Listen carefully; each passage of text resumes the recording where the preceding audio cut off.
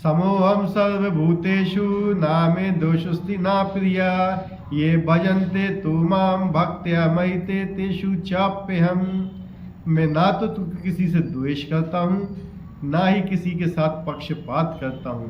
मैं सबों के लिए संभाव हूँ, किंतु जो भी भक्ति पूर्वक मेरी सेवा करता है वो मेरा मित्र है। मुझ में स्थित रहता हूँ और मैं भी उसका मित्र हूँ। पिछली बार का कुछ याद है क्या बताया था हमने?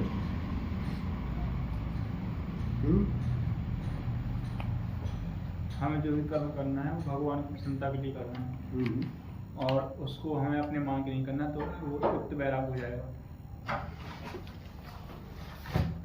गुरु के निर्देशन में असली बात क्या है ना, जब हम इस संसार में आते हैं ना, जब भी कोई चीज संसार में आता है तो क्यों आता है?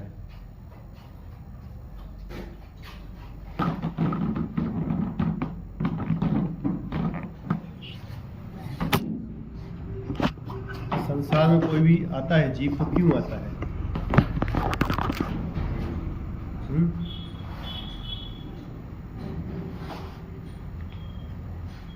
संसार में कोई भी जीव आता है उसकी वैकुंठ में भोग करने की इच्छा हुई तो फिर वापस नहीं आने। भोग करने की इच्छा क्यों आई?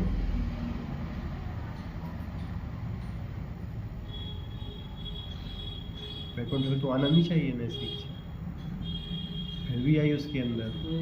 नहीं है वैकुंठ में क्या प्रॉब्लम? वैकुंठ में या कोई कुंठा नहीं होती है, वो अपने आप को स्वतंत्र समझने लगता है कि मैं कृष्ण से स्वतंत्र हूँ। जितने भी जीव इस धरा पे है ना आज इस समय, वो सारे जीवों की मेंटलिटी वही है। चाहे मैं हूँ, चाहे आप हो, चाहे कोई भी हो, वो कृष्ण से स्वतंत्र रहना चाहता है। वो ये नहीं चाहता मैं कि कृष्ण के अनुसार काम करूँ, कोई नहीं चाहता है। इसलिए ही सारे विवाद होते हैं कृष्ण से स्वतंत्र होकर।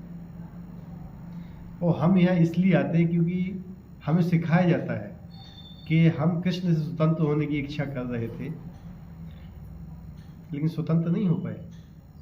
जैसे ही कृष्ण स्वतंत्र होने की इच्छा की, माया ने पकड़ लिया हमें। जब तो हम कृष्ण की इच्छा के अनुसार चलेंगे, माया हमें छू नहीं सकती। समझ रहे बात?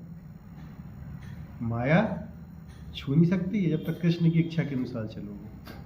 लेकिन जब तुम कृष्ण की इच्छा के अनुसार नहीं चलना चाहते, उनको संतुष्ट नहीं करना चाहते, तो मतलब क्या है? I am God, I am greater than Krishna. मैं कृष्ण से श्रेष्ठ हूँ। सिंपल बात है कि नहीं?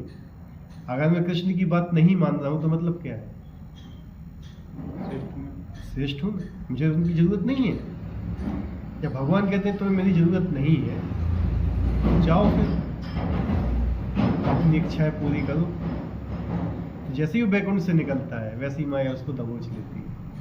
माया कहती है आजा मेरे पास, अब अपनी इच्छाएं पूरी कर। तो माया के चंगुल में फंस के अभी हम अपनी इच्छाएं ही पूर्ति कर रहे हैं। इसलिए कह रहे हैं कि कृष्ण से स्वतंत्र रहकर, ठीक है, अगर हम कोई भी नियम बनाते हैं अपना, उसमें गुरु की इच्छा नहीं है। किसकी? गुरु के शरणागत किस लिए बोला गया है? मनुष्य सब कुछ कर लेगा, क्या है? सब कुछ कर लेगा जीव, लेकिन शरणागत नहीं हो पाएगा। सब कुछ कर लेगा, पूरी भगवत गीता की 800-700 श्लोक याद कर लेगा, 16,000 श्लोक जो उसमें है भागवतम, वो भी सारी चीज कर लेगा। वो एक से एक प्रवचन दे देगा, दान दे देगा, यज्ञ कर लेगा, लेकिन शरणागत होने में उसकी हालत खराब होती है। शरणागत हालात भी नहीं हो पाता है कि मुझे कृष्ण की इच्छा के अनुसार चलो।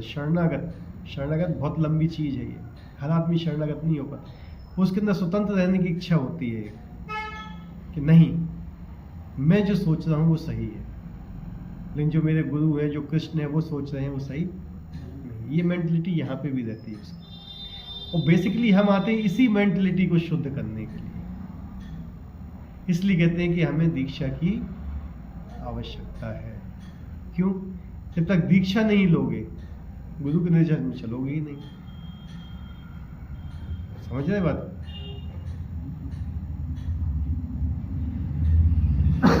इसलिए बोले गए कि जब तक गुरु नहीं मिलेगा ना आपको, आप शरणागत नहीं हो पाओ।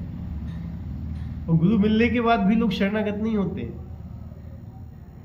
तब भी अपने स्वतंत्र चलते हैं। वो गुरु ने जो आदेश दिए उसको भी फॉलो नहीं करते हैं, उसको भी नहीं मानना चाहते हैं।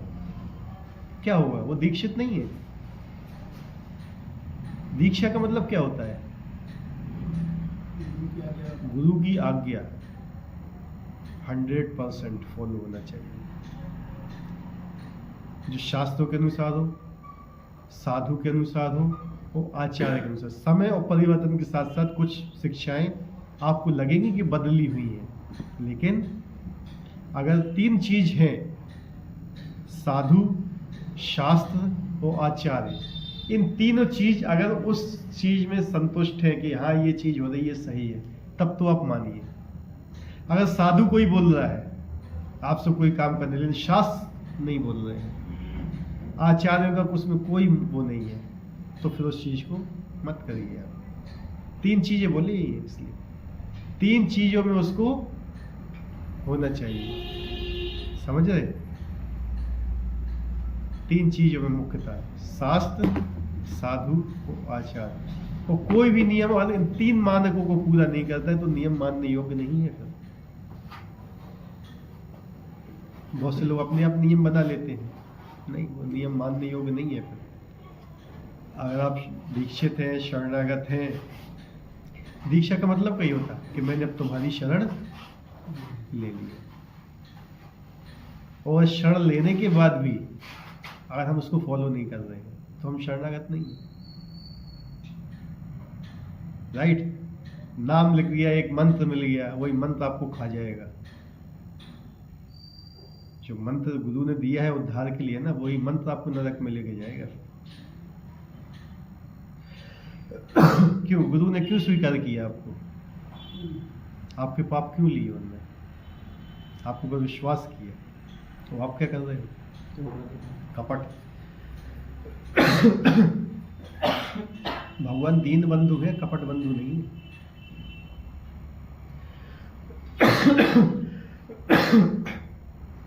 बहुत लोग सोचते हैं कि हम जो कर रहे हैं अच्छा है, देखने वाले कृष्ण हैं।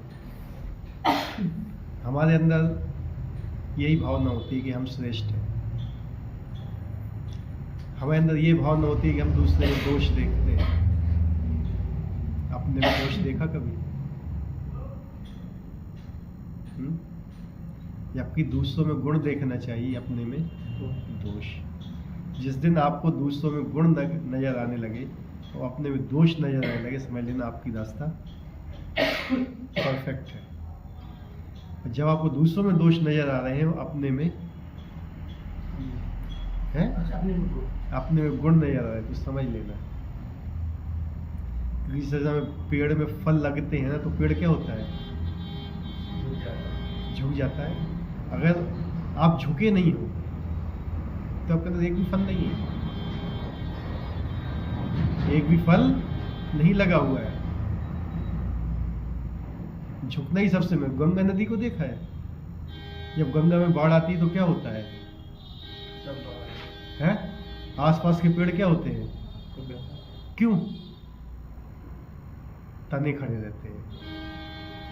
कैसे? तने खड़े रहते, सब बहा ले जाती है, वो किसी को नहीं छोड़ती है। लेकिन वैसी गंगा के नीचे घास भी होती है।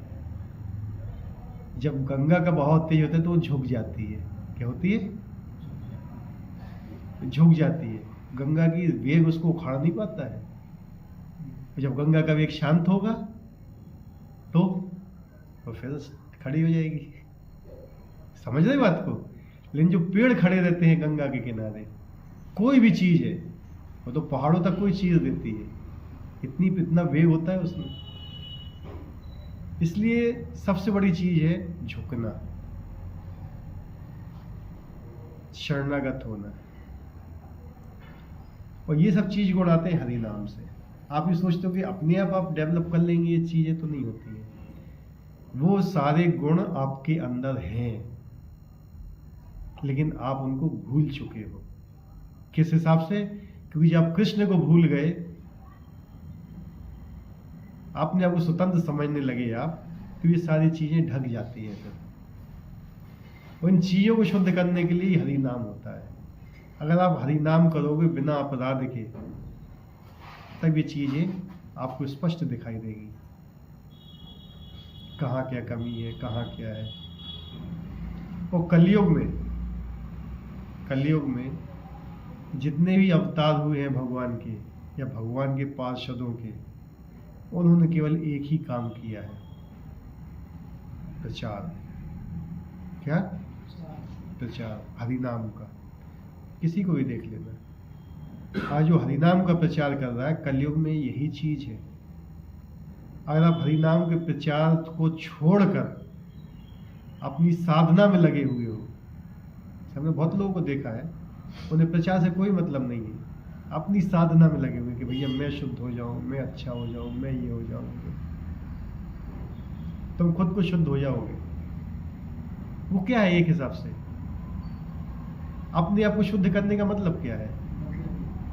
अपने आप से मतलब क्या मतलब हुआ अपने आप को शुद्ध करना? वो ही एक इंद्रिय तृप्ति है।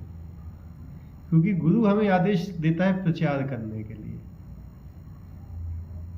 इतनी संस्थाएं देखो, सब प्रचार में लगी हुई हरि नाम की, लगी है कि नहीं? और फिर भी अगर हम हरि नाम का प्रचार नहीं कर रहे तो हम फिर गलत है। जब तुलसीदास जी को हनुमान जी के दर्शन हुए थे ना, हनुमान जी ने एक बार एक ही चीज बोली, तुम्हारी साधना सफल हो गई, अब आप हरि नाम का प्रचार कीजिए। हनुमान जी के शब्द थे तुलसीदास जी को कि आपकी साधना पूरी हो चुकी है, आप हरि नाम का प्रचार कीजिए। मतलब हरि नाम का प्रचार में आप लगे हुए, तो मतलब क्या है?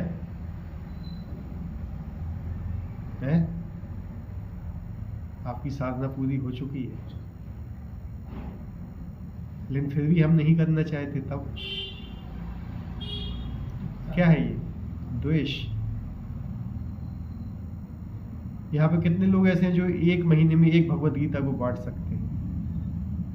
एक महीने में एक महीने में एक भगवत गीता कौन डिस्ट्रीब्यूट कर सकता है? एक महीने में एक भी नहीं कर सकते। इतना लंबा समय है, एक महीना में एक भगवत गीता किसी को देना है, डिस्ट्रीब्यूट करना है, हरि नाम का प्रचार करना है। कर सकते हो? एक महीने में एक, तो कितनी हुई? 12 महीने में। एक साल से कितने लोगों ने 12 की है? सोचो स्थिति कहाँ पे है। और अब एक महीने में हम एक भगवत गीता भी नहीं दे पा रहे हैं, तो फिर फायदा क्या है? इतना तो सोच रहे हैं कि एक महीने में हम एक भगवत गीता किसी को दें, भगवान के नाम का। भगवान ने बोला हुआ है, ये भगवान की आज्ञा है। हम भगवान की आज्ञा को फॉलो नहीं करना चाहते हैं, क्या होगा फिर? क्या फायदा है भक्ति करने से? कोई फायदा है? कह रहे हैं भैया स्कूल में जाएंगे पढ़ने के लिए, हम टीचर की बात नहीं मानेंगे, हम प्रिंसिपल की बात नहीं मानेंगे, हम एक भी प्रोटोकॉल फॉलो नहीं करेंगे। स्कूल का क्या होगा? रेस्टिकेट कर दिया जाएगा।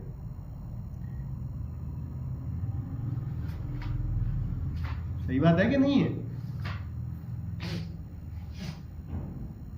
सोचो जरा स्थिति कहां पर है। ऐसा तो नहीं कि हर चीज लाने जाना पड़ रहा है, सब चीज अवेलेबल है अवेलेबल कि नहीं? फिर भी नहीं। यानी जो मेंटलिटी है जो बैकुंठ में क्रिएट हुई थी अभी तक हृदय में, वो शुद्ध नहीं हुई है। उसका कारण केवल एक है कि आपका हरिनाम सही से नहीं हो रहा है। सिंपल सी बात। जिस दिन हरिनाम सही से होने लगेगा ना, तो भगवान के प्रति प्रेम अपने आप आ जाएगा। हरिनाम में बहुत शक्ति है, बहुत ज्यादा, बहुत शक्ति हरिनाम में। लेकिन अगर उसका अपराध करोगे तो वही हरिनाम आपको नरक भी ले जाएगा। इतना आसान नहीं है ये रास्ता। क्या बोला गया कि तलवार की धार के ऊपर चलने के समान।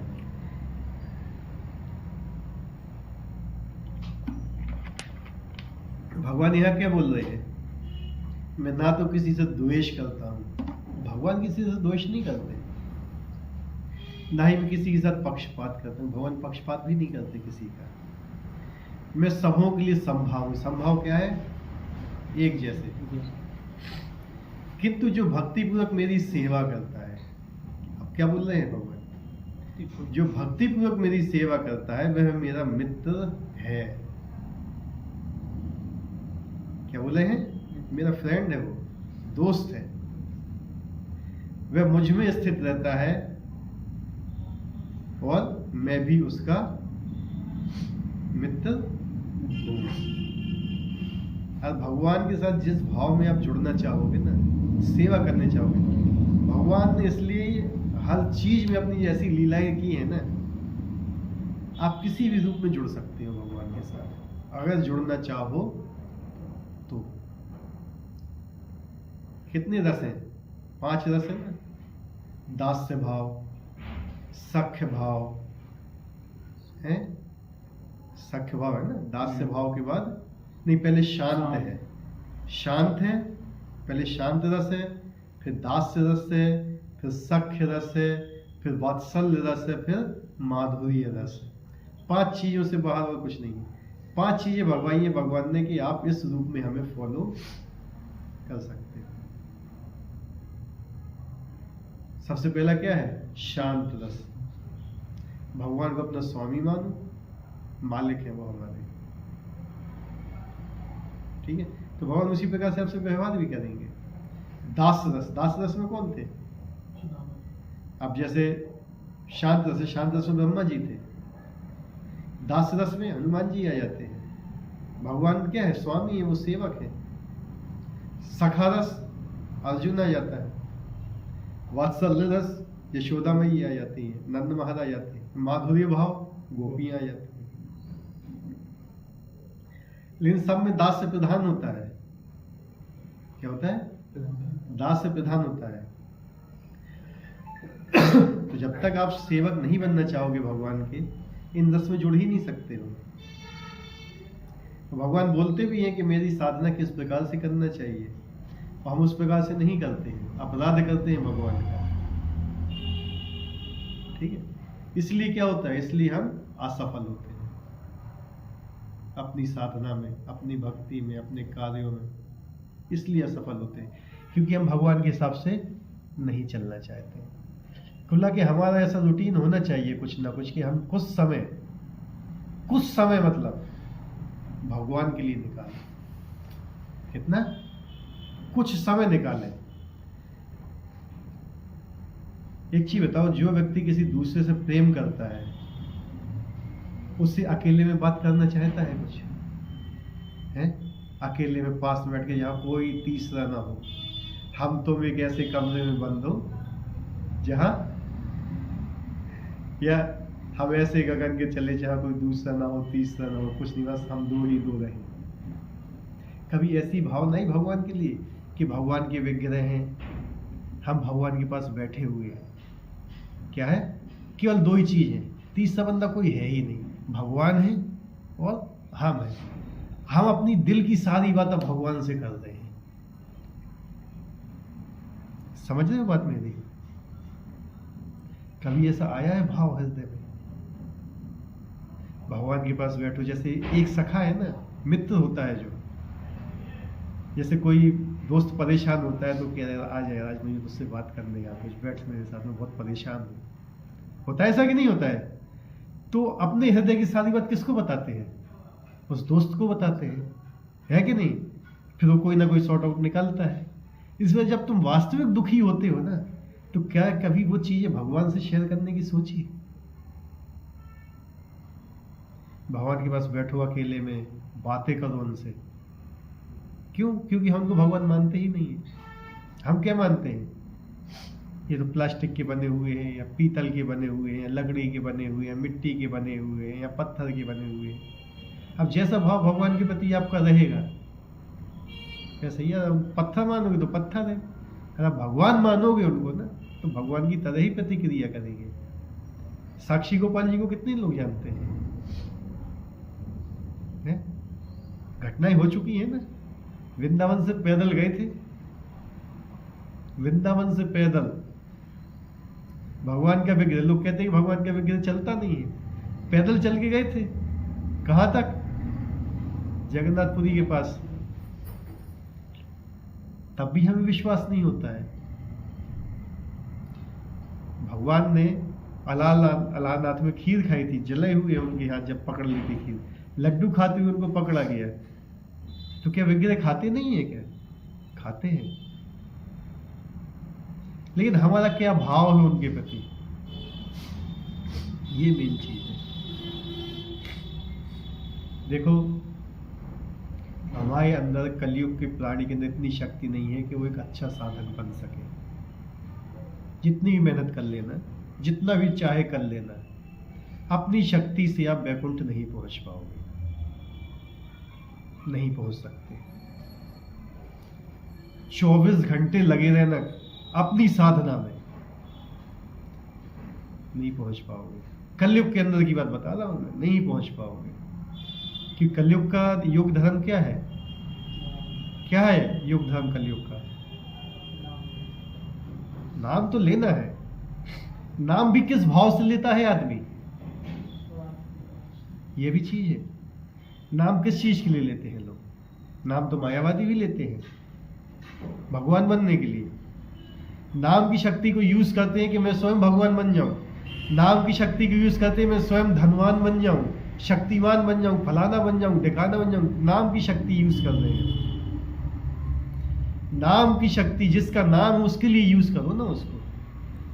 भगवान का नाम का इस्तेमाल भी हम अपने लिए कर रहे हैं, हरि नाम का। मोरा परिवार अच्छा हो जाए, मेरे बच्चा पढ़ लिख जाए, खूब पैसा आ जाए, अच्छो घर बन जाए, इसलिए मैं क्या कर रहा हूं है? इसलिए मैं हरि नाम कर रहा हूं। भगवान की क्या प्रसन्नता है उसमें है? किसके लिए कर रहे हो? किसके लिए कर रहे हो? अपने लिए। क्या फायदा ऐसी साधना का? इससे जो साधारण कर्मी की तरह रहो, इस रास्ते में आने की जरूरत ही क्या है? आज हम भगवान के हिसाब से चल नहीं सकते हैं, तो फिर रास्ते में आने की जरूरत क्या है? आपको पता है कि आप डॉक्टरेट कर नहीं सकते हो, आपके पास की बात है नहीं, तो क्यों एमबीबीएस में एडमिशन ले रहे हो? आतंकवादी बनने के लिए है?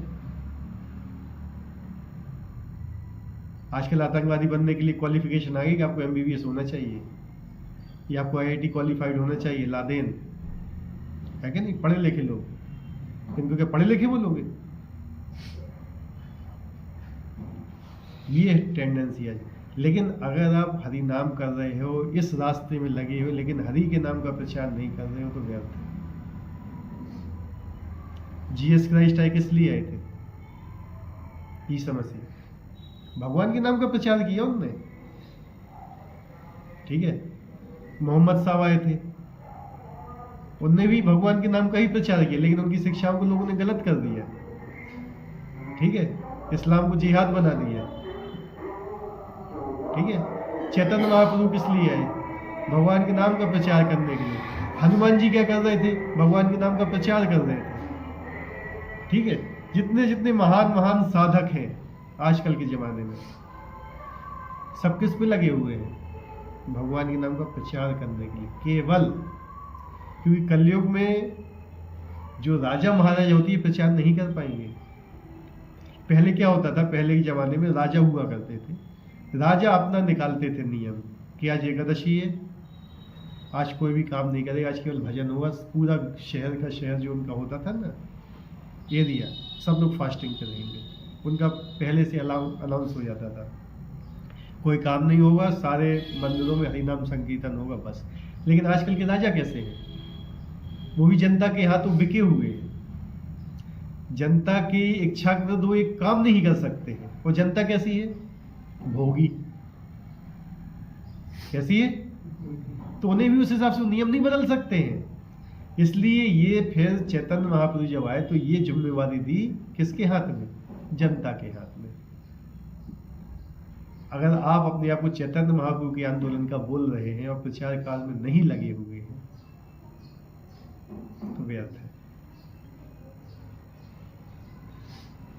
क्या बोलते हैं यहाँ पे?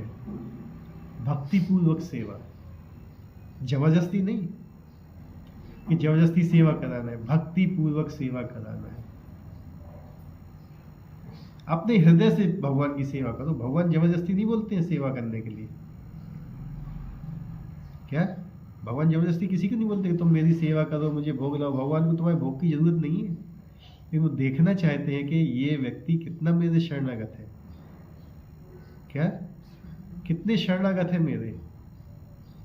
मेरी कितनी चिंता कर रहा है। अगर आप भगवान के लिए चिंता करोगे तब तो भगवान आपके लिए चिंता करेंगे। वैसे भगवान तो सबकी चिंता करते हैं, इसलिए क्या कहते हैं, जिनको जो भक्ति पूर्वक मेरी सेवा करता है वो मेरा मित्र है। अगर आप फॉर्मेलिटी करोगे भगवान की तो भगवान भी फॉर्मेलिटी करेंगे आपके साथ। लेकिन अगर आप भगवान के साथ जुड़े हुए 5 रस्मों से किसी एक रस्म में भक्ति पूर्वक प्रेम पूर्वक उनकी सेवा कर रहे हो, आपको ये लगता है कि भगवान भूखे हैं और मुझे उनको भोग लगाना है, तो आप भोग लगाते नहीं हो, तो मतलब क्या हुआ? भगवान भूखे बैठे थे, भगवान है ही नहीं। वो क्या है? वो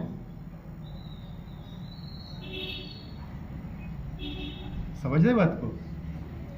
यही सब चीज है कि अभी तक हम यही नहीं समझ पाए कि जो साक्षात भगवान आए हुए हैं हम उनको ही सेवा नहीं कर पा रहे हैं। अभी जब भगवान यहाँ पे आ जाएंगे साक्षात तो क्या उनकी सेवा करोगे? अभी जब अलसा गिरे की सेवा नहीं हो पा रही है तो साक्षात भगवान की क्या सेवा करोगे? गोलोक में भी पहुंच जाओगे तो क्या करोगे? भगवान कहेंगे कोई सेवा के लिए तो कहोगे नहीं, मुझे अपनी माला करना है अभी पहले। क्या फायदा फिर ऐसे? भगवान के साथ जो बंदर गए थे कहाँ? लंका में। कितनी माला जाप करते थे वो? हैं? नहीं करते थे ना। अर्जुन कितनी माला जाप करता था युद्ध करते समय? एक भी नहीं करता था। भगवान के सबसे बड़े भक्त कहलाए। क्यों? अपना सर्वस्व समर्पण कर दिया था भगवान के लिए, सर्वस्व, कुछ नहीं छोड़ा था। और दूसरी बात ये है सब चीज भगवान की है कि नहीं? जो सांसें भी तुम्हें दी गई वही भगवान के द्वारा ही दी गई है। तुम्हारी खुद की सांसें हैं।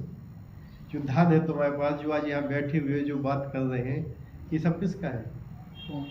हैं? भगवान का है ना। समय भी भगवान का है, फिर भी भगवान को नहीं देना चाहते। तो ये चीज क्या दिखाती है कि अभी भी हमारे अंदर भगवान के प्रति द्वेष है।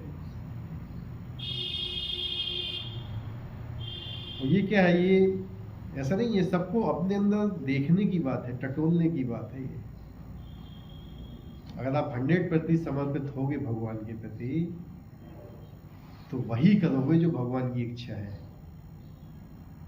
फिर आदेश में भगवान देते हैं अपने हृदय से, ठीक है। लेकिन जब तक इतने समर्पित नहीं हुए हैं तब तक गुरु की आज्ञा के अनुसार चलो। वो भी हम चलते हैं? नहीं चलते हैं। तो सोचो फिर क्या होगा? एक एक दिन करके पूरी जिंदगी खत्म होती जा रही है। पता नहीं अगला जन्म क्या मिलेगा, और पता नहीं मनुष्य भी मिल गया अगला जन्म तो क्या हमें ऐसा अवसर मिलेगा कि हम साथ बैठे सत्संग कर रहे हैं? इस कलयुग में हर चीज मिल जाएगी आपको, सत्संग नहीं मिलेगा। समझ रहे?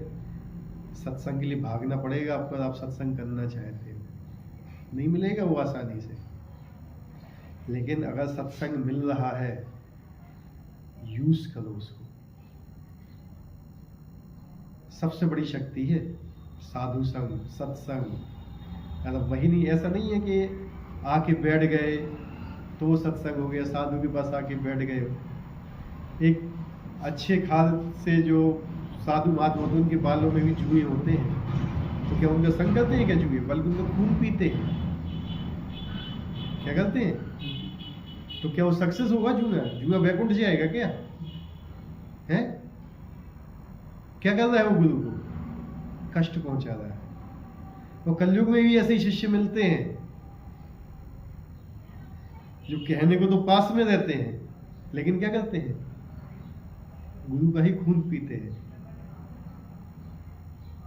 हर जगह देख लेना, हर जगह ऐसे ही लोग मिलेंगे, हर जगह। इसलिए भगवान ने गीता में बोला है कि शायद ही कोई करोड़ों में एक व्यक्ति मेरे पास आता है, करोड़ों में एक शुद्ध भक्त। तो मेन चीज क्या है, हमें भगवान की इच्छा को फॉलो करना है, ठीक है। शुद्ध होइए, शुद्धता का प्रयास कीजिए, अपने लिए कुछ समय निकालिए और कुछ समय भगवान के लिए निकालिए। क्या है, भगवान की कोई सेवा करना है, तो उस समय नहीं निकल पाए तो फिर क्या फायदा है। जिंदगी तो पूरी अपने लिए जी रहे हो, क्या भगवान के लिए जी रहे हो? कमा भी अपने लिए रहे हो, भगवान के लिए कौन कमा रहा है बताओ?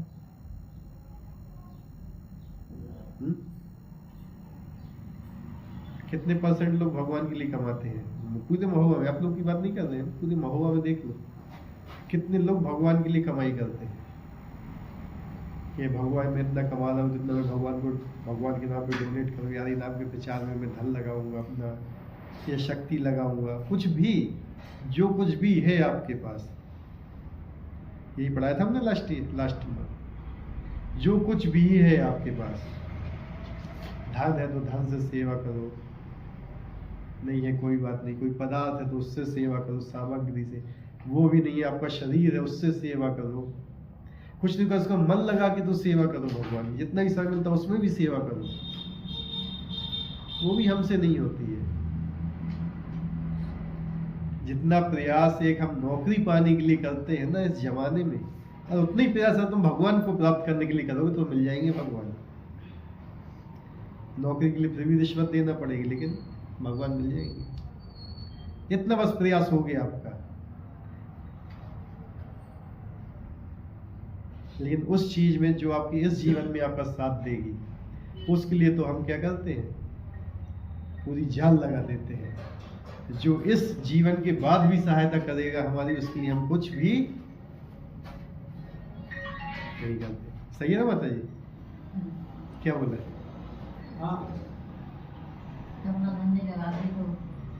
धन अकेले की बात नहीं करते, हमारी ये आशा नहीं है कि कोई धन लगाए, कुछ नहीं है तो कहाँ से लगाओगे? कुछ ना कुछ तो होना चाहिए ना। भगवान ने हर आदमी को कोई ना कोई क्वालिटी दी हुई है, एक गुण दिया, वो गुण भी आपका नहीं है, वो गुण भी भगवान का ही है, जिसका कुछ अंश आपको मिला हुआ है। जो जब कुछ अंश आपको मिला है उसको ही भगवान की सेवा में लगाओ ना। समय लगाओ, धन हो तो धन लगाओ, हैं?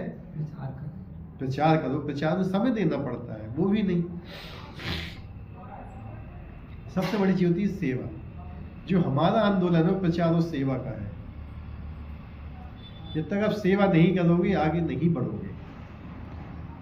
सर्विस किस किस को चाहिए? सर्विस जानते हो क्या होता है? क्या है? सर्विस मतलब होता है सेवा। सरकारी नौकरी, सरकारी सेवा, सरकारी नौकर बनना चाहते हैं हम, हैं? क्यों? शादी में 20 लाख मांगेंगे हम, क्या यही होता है? चौथी ग्रेड का आदमी बन जाएगा और सरकारी नौकरी का ठप्पा लगा हुआ है उसके ऊपर, तो क्या होगा? हैं? चिमनी से झांक झांक के आएंगे ऊपर से लोग टपक के उसके पास कि भैया मेरी लड़की से शादी कर लो। है? होता है, ऐसा ही होता है। भीड़ लग जाती है घर पे। बाप क्या सोचता है कि मेरा बच्चा सरकारी नौकर बने, माँ सोचती है कि मेरा लड़का सरकारी नौकर बने, लड़का भी सोचता है कि मैं सरकारी नौकर बने। लेकिन कितने माता पिता लड़का ये सोचते हैं कि मेरा बेटा भगवान का नौकर बने, जो वो है लेकिन फिर भी नहीं बनाना चाहते हैं।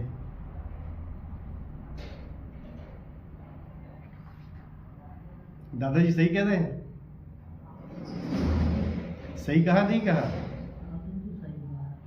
कितने माता पिता चाहते हैं?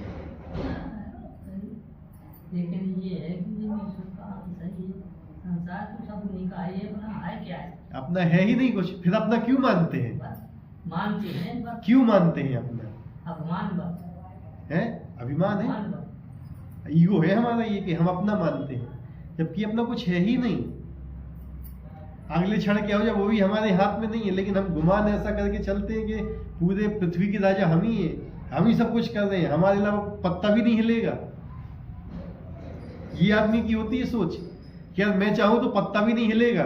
ये होती है मेंटलिटी रावण जैसे लोगों की, हिरण्यकश्यप जैसे। वो ये सोचते थे कि मैं तीनों लोगों का राजा बन गया, सोचते थे। ये समय हिरण्यकश्यप को वरदान मिला था, देवता लोग भी सोचने लगे कि भैया ये नहीं मरने वाला, क्योंकि इसने मांगा ही ऐसा था। क्या ऐसा वरदान उसने मांगा ही था कि नहीं मर सकता है वो।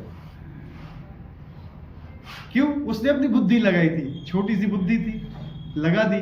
लेकिन ये समझ गया कि भगवान हमसे भी हमारे बाप है वहां पे बैठे हुए हो।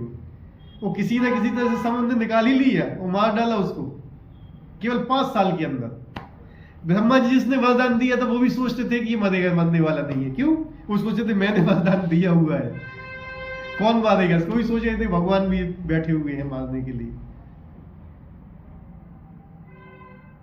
क्या क्या मांगा था उसने? ना दिन में मारो, ना रात में मारो, बाहर मारो, ना अंदर मारो। सब पूछा था ना, अस्त्र मारो, शस्त्र मारो। ना अस्त्र से मरू, ना शस्त्र से मरू, ना जिंदा चीज से मरू, ना मुर्दा चीज से मरू, इंसान से बना। ना इंसान से मरू, ना किसी पशु से, ना नाग से, ना राक्षसों से, ना दिन में ना रात में, आपकी सृष्टि में बनाए हुए किसी भी जीव से ना मरू। ठीक है? किसी भी महीने में ना मरू। तो जब भगवान आए तो अधिक मास लेके आए। क्या लेके आए? जिस समय मार रहे थे ना, ब्रह्मा जी भी उपस्थित थे, हिरण्यकश्यप भी उपस्थित था। हिरण्यकश्यप से बोला था भगवान ने, याद कर तूने क्या मांगा था? उसने कहा मैंने ये मांगा था कि कोई भी जीव मुझे ना मार पाए, ब्रह्मा की सृष्टि। उसने कहा मैं ब्रह्मा की सृष्टि नहीं बल्कि ब्रह्मा मेरी सृष्टि है। पहला कट। ना दिन में ना रात में देख संध्या हो रही है, ना तू दिन में है ना रात में, ना तू घर से बाहर ना घर के अंदर है, चौखट में खड़ा हुआ है। हिरण्यकश्यप के दिमाग उड़ते गए। मैं कोई ना किसी शस्त्र से मार रहा हूं, ना अस्त्र से मार रहा हूं, नाखून है। ना तो ये जीव जीवित होते हैं ना निर्जीव होते हैं, नाखून से मारा। ठीक है? ना तू जमीन में है ना धरती पे मेरे गोद में बैठा हुआ है। ब्रह्मा जी का भी दिमाग चकरा रहा था। ठीक है? हर चीज का तोड़े भगवान के पास। वो हम क्या सोचते हैं? अरे मैं हूं।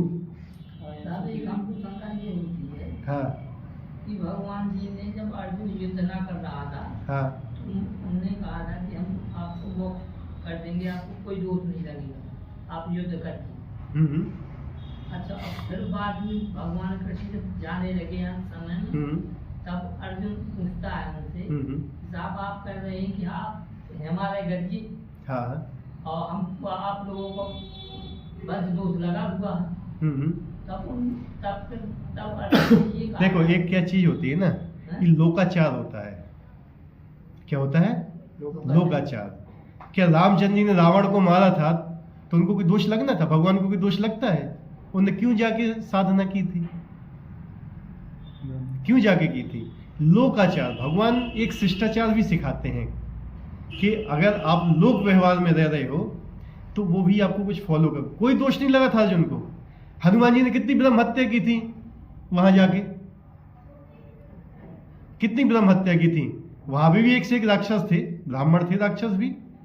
कितनी हत्याएं की थी, कितने लोगों को मारा था, कितना घर जलाया था, कितने लोग मरे थे? क्या दोष लगा उनको?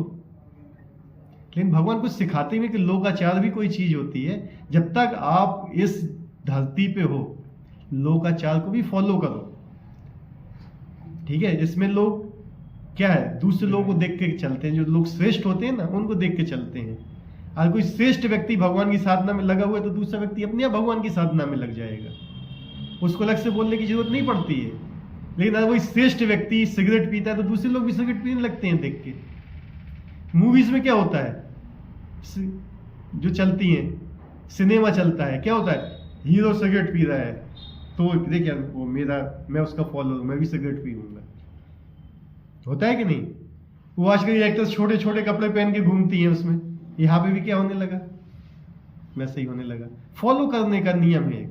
तो भगवान यही सोच समझाते हैं कि कम से कम जो हमारे नियम सब लोग फॉलो नहीं कर पाएंगे वो चीज जो भगवान चाहते हैं, तो फिर भी लोकाचार तो कम से कम करो कि तुम्हें दोष न लगे। समझ रहे? लोकाचार इसलिए भगवान बोलते हैं कि तुम्हें दोष ना लगे। भगवान तो सब माफ कर देंगे आपका, उसमें कोई वो बड़ी बात नहीं है उनके लिए। एक आदमी 100 खून कर दे, राष्ट्रपति क्षण में चले, राष्ट्रपति माफ कर दे, कोई उससे पूछेगा कि तुमने क्यों माफ किया? राष्ट्रपति को अधिकार है माफ करने का। नियम किसके बनाए हुए हैं? राष्ट्रपति के। राष्ट्रपति के अंडर में है नियम। भगवान के नियम बनाए हुए तो भगवान को उनको तोड़ने का भी अधिकार है, लेकिन हम नियम के अंडर में हैं। तो हम क्या सोचते हैं कि भगवान को हम गलत देखते हैं उसमें। यही चीज एक सबसे बड़ी है कि हम भगवान के अंदर हमें दोष दिखने लगते हैं। व्यक्ति क्या है? व्यक्ति के जीव की जो प्रवृत्ति होती है, दूसरों में दोष देने की प्रवृत्ति होती है। सबसे पहले वो अपने लोगों में दोष देखता है, उसके बाद उसको अपने माता पिता में दोष दिखने लगते हैं। यार मेरा माता पिता ऐसा है, मेरी माँ ऐसी है, मेरा बाप ऐसा है। ऐसे ही भक्त समुदाय में भी होता है। पहले जो हमारे संघ के भक्त होते हैं उनमें दोष दिखने लगते हैं, फिर अपने गुरु में दोष दिखने लगते हैं, फिर भगवान में दोष दिखने लगते हैं। यही होता है। आजकल लोग भगवान की कोई दोषी बोलते हैं। कहां से बोलते हैं दोषी? बताइए। क्या तुमने इतनी स्त्रियों के साथ दास किया था? कौन थी वो? हैं? वो उनकी सब पत्नियां थी भगवान की। क्या थी? भगवान की पत्नियां थी वो सब। जिस समय ब्रह्मा जी सारे ग्वाल वालों को, सारे गऊओं को लेके चले गए थे 1 साल के लिए, उस समय क्या हुआ था? भगवान ने अपने रूप बनाए थे। भगवान ने अपना विस्तार किया था सारे ग्वाल वालों के रूप में। समझ रहे? एक एक तिल जो जहां पे था वैसे ही था। उनके माता पिता भी नहीं पहचान पाए कि ये मेरा लड़का है, वास्तविक कृष्ण है। लेकिन जब कृष्ण उस रूप में थे तो उनको उनके प्रति प्रेम आ रहा था बहुत ज्यादा। इतना प्रेम उन्होंने कभी अपने बच्चों को नहीं किया था, लेकिन उनकी हार्दिक इच्छा ऐसी थी कि यार कृष्ण मेरा बेटा होता तो मैं इसको प्यार करता। और भगवान ने ब्रह्मा जी को यूज करके, मतलब ब्रह्मा जी की लीला को यूज करके सबको ये अधिकार दिया था कि मेरा पुत्र। गऊओं को भी इच्छा होती थी कि हम भगवान का लालन पालन करें, तो भगवान के ग्वाल वालों के, उसकी गैयों के रूप में भी आ गए भगवान, करो पालन मेरा। और उसी समय जितनी भी स्त्रियां थी वहां पे, गोपियां थी, सबकी शादी किससे हुई? उन ग्वाल वालों से हुई। तो किससे शादी हुई थी? भगवान से शादी हुई थी। लेकिन जब 1 साल के बाद जब वो आए लौटा के, जब भगवान लेके आए, तो भगवान अपने में समा गए सब। और किन के साथ वो रहने लगी? हैं? ग्वाल वालों के साथ में। और जब वो भगवान की तलाश करने आई तो कौन थी वो? उनकी पत्नियां थी वो। ठीक है नहीं? तो फिर क्या गलत किया?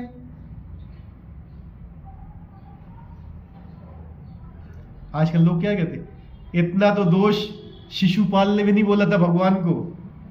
शिशुपाल उसी समय था जब भगवान के दोष निकाल रहा था। उसने कभी ये नहीं बोला था कि भगवान ने माखन चोरी किया, उनने ये किया, उनने वो किया, उनने गोपियों के वस्त्र हरण किए, उनने गोपियों, कभी नहीं बोला उसने। ये शब्द कभी नहीं बोले, क्योंकि वो जानता था कि उनने कोई भी चीज गलत नहीं की है। लेकिन आजकल हम लोग क्या कहते हैं? उससे ही बदतर हमारी स्थिति है शिशुपाल से, जिसका वध भगवान ने किया था। तो देख लो कहां पे है। क्यों? क्योंकि हमारे अंदर प्रेम नाम की चीज है नहीं। तो प्रशांत जी सही है? कितना प्रेम है भगवान के प्रति? है नहीं? क्या उसको ये भी मानते हो कि हम उस लायक नहीं है ना, तो भी एक गुण है हमारा। लेकिन हम अपने आप को क्या मानते हैं कि हमसे बड़ा भक्त कोई है ही नहीं। एक माला करना चालू किया, भक्त बन गए। जब तक, मतलब हम ऐसे हैं ना, हमारी बुद्धि ऐसी है कि हम अपने आप को भक्त, मतलब तुम इतने परिपक्व हो गए हो आज कि तुम अपने आप को भक्त समझने लगे हैं। समझे बात को? हम अपने आप को भक्त समझने लगे हैं। हम इतने श्रेष्ठ हो गए हैं, मतलब हम अपने आप को समझे कि हम कौन हैं। मेरी बात को समझ रहे हो नहीं? हैं? हम अपने आप को भक्त मानने लगे कि मैं भक्त बन गया हूं बहुत बड़ा। सबसे पहले अपने आप को समझो कि आप कौन हो। गोपी भद्र पद कमलो दास दासानुदासा, चैतन्य महाप्रभु कहते थे ये, जो साक्षात भगवान थे, कि मैं गोपियों के दासों का भी दास बनना चाहता हूं, दासों के दास का दास मैं बनना चाहता हूं। भगवान आके बोल रहे थे, भगवान आके सिखा रहे थे कि हमें भक्ति कैसे करना चाहिए। और हम क्या चाहते हैं, हम अपने नीचे अपने दास के दासों को बनाए, हम श्रेष्ठ बने, हम ऊपर रहें, बाकी सब तुच्छ है। आपको इतना समझ में नहीं आने लगा कि मैं श्रेष्ठ हूं और ये तुच्छ है। इतनी बुद्धि हमारी क्रिएट हो गई है कि मैं श्रेष्ठ हूं, वो व्यक्ति तुच्छ है, या मैं तुच्छ हूं, यानी तो ये भी समझने लगे कि मैं तुच्छ हूं, मैं किसी लायक नहीं हूं। इतनी बुद्धि आ गई है अभी हमारे अंदर।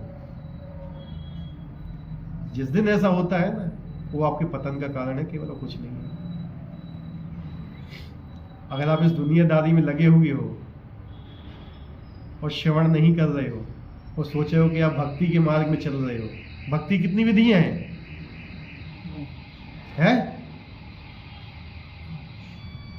विधियां भक्ति की कितनी है? 9 में सबसे पहली कौन सी है? श्रवण। कितने लोग श्रवण करते हैं बताओ मुझे? श्रवण मतलब क्या होता है? सुनना। भगवान की कथाएं कितने लोग सुनते हैं? सुनते हो कितना? घर में मम्मी और पापा को सबसे ज्यादा वही पसंद है, मतलब कथा सुनना। हाँ। हरे कृष्ण चैनल आता है। हाँ। तो मैंने जब पढ़ाई करता हूँ, कुछ भी करता हूँ, तो ये दोनों सुनते हैं, तो साथ साथ मेरे कान में पड़ते हैं। अच्छा, सबसे मेन चीज होती है श्रवण। और आप सुनते हो, एक चीज बताइए, अगर आपकी बहू है, आप उसको कुछ भी बोलो और वो आपको जवाब ना दे, केवल आपका सुने, आप क्या बोलोगे उसको?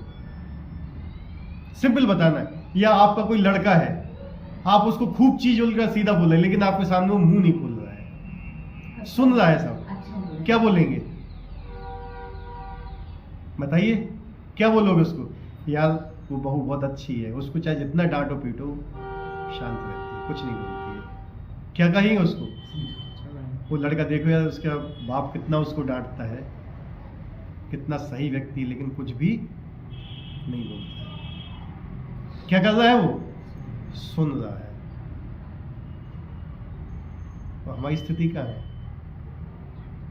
अगर हम शांत रहना ही सीख ले ना, सुनना ही सीख ले, श्रवण करना ही सीख ले भगवान की कथाएं, और किसी के ऊपर कोई आरोप ना लगाएं। सोच लो, मैं तो डेली लाइफ से बता रहा हूं ना आपको। ये सब चीजें समझो, दैनिक जीवन से समझो कि हम अपने दैनिक जीवन में कैसे चल रहे हैं, उस हिसाब से हमें समझना चाहिए। वो चीज भक्ति में, उसमें भगवान हमारे पिता हैं, उनके अनुसार चलना है। उन्होंने बोला हुआ है भगवत गीता में कि मुझे कैसे प्राप्त कर सकते हो आप। तो अगर हम उनकी ही सुने, उसी के हिसाब से चले, तो हमारे ऊपर खुश नहीं। अगर आप उनके हिसाब से नहीं चलते हैं, अपनी मर्जी करते हैं, तो ठीक है।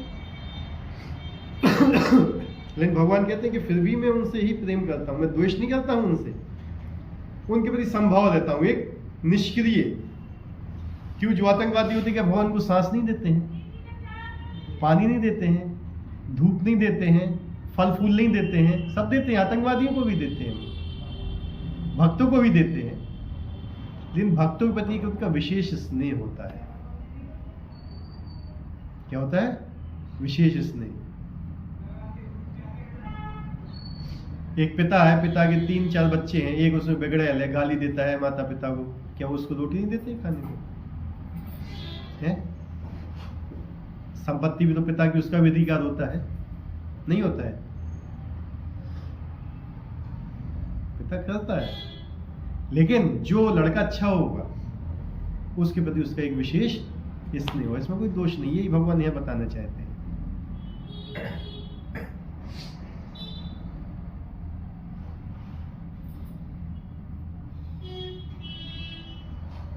क्वेश्चन है कोई? पास में आ जाओ।